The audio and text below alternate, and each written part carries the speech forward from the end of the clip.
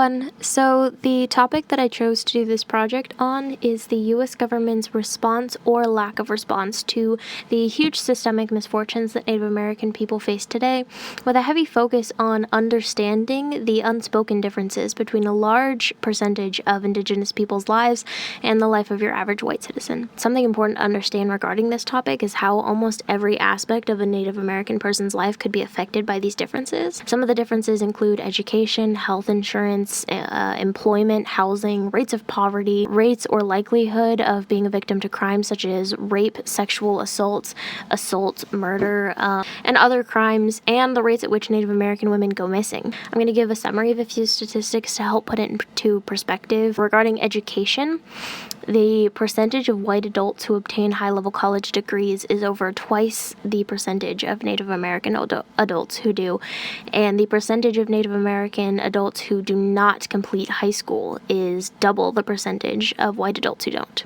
Regarding Native American women, the third leading cause of death for the race and gender combination has been reported as homicide, and the majority of the offenders for those murders were not Native people. The murder rates for Native American women are up to 10 times higher than the national average for all races in many U.S. counties composed of Native American lands.